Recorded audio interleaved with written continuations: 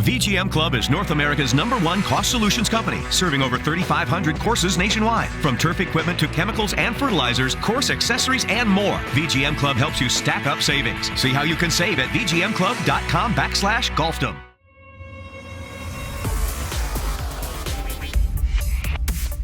Hey everybody, it's Seth Jones, Editor-in-Chief of Golfdom Magazine. I'm here at the 2016 Golf Industry Show in San Diego. Now I'm being joined by Robert Helland.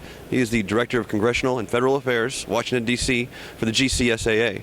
Bob, thanks so much for taking the time to come by here and see us at the booth. Thank you. Glad to be here. Now, so we've been talking recently in the magazine. WOTUS has been a big issue for superintendents, and a lot's going on. We're having a hard time keeping up with it as a print magazine. It's an everyday job for you. It is. Can you tell me what's the most recent, what's the latest thing right now? 3 fronts: litigation, regulation, legislation. The most recent activity is legislation. We've tried to override a veto by the President of the United States of a resolution that would have knocked WOTUS down by Congress. Congress has that right to do it under the Congressional Review Act. The President, as expected, vetoed the bill that passed with bipartisan margins in both the House and the Senate. We tried to override it in the Senate. We're going to try to override it again in the House. Next step legislatively is to defund the rule outright. Our goal is to kill it one way or the other, to give people the time for it to go back to the drawing board and bring golf in as a partner in the discussions on drafting a better rule for clean water, which we all support. Now, it's not just golf that's in on this, obviously. Who are some of the partners, or who are the other advocates of what you guys are trying to do? Because WOTUS is such a far-reaching rule, many industries, many sectors of the economy are impacted by it and are therefore speaking out. And we've joined a coalition with a lot of these industries.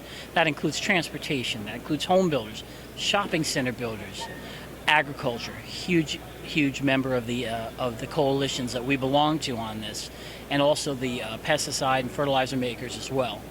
Is there any ballpark date you can give me that you think that this thing might all be settled by? Well, that goes to the second prong of the battle here, which is the litigation side. There's a case pending before the Circuit Court of Appeals in the Sixth Circuit in Ohio, where they've temporarily stayed the rule. The rule was put out and made final by the EPA and the Army Corps, but the Circuit Court stepped in and stayed it, so no one has to worry about it right now. We don't anticipate that stay lasting forever. Eventually, the court is going to decide on the merits of the rule. So it's very possible, and not to scare folks, that this rule could become back on the books, so to speak, any day now. What can Golfdom readers do to help? They can talk to their member of Congress. There's so many people on the Hill who don't understand this and think we're fighting against clean water. There's many that have confused this issue with other issues dealing with drinking water, for example, and these are separate matters altogether. We need people to go to the Hill to talk to their members of Congress about what this is going to do back home, back in their districts, in their states, to their projects that they deal with, whether they deal with the application of pesticides, fertilizers, the movement of land. All of these projects are going to be at risk under a very risky and somewhat troublesome federal scheme that WOTUS is implementing. Jobs are at risk, homes are at risk, lives are at risk, golf courses are at risk. Okay. Bob, last question. It's been a few months now that you've been with GCSAA. You've been in D.C. for a long time, and now you came over, you're full-time with GCSAA. How are you enjoying it? I'm enjoying it. I really relate to what the golf course industry is trying to do here. Golf course management is important to me as well. I've had the chance to work with the industry for 10 years now, and now I'm aboard full-time.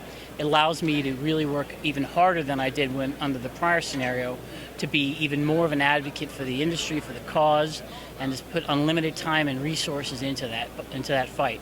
Okay, Bob, appreciate the time. Thanks again for coming by. Thanks for all you're doing for us and our readers. We'll keep us posted on what's going on, okay? My pleasure. Thank you. Absolutely. Hey, everybody, this is Bob Helland. He is the Director of Congressional and Federal Affairs, Washington, D.C. for the GCSAA. Thank you for your time, Bob. Thank you for watching Golfdom TV.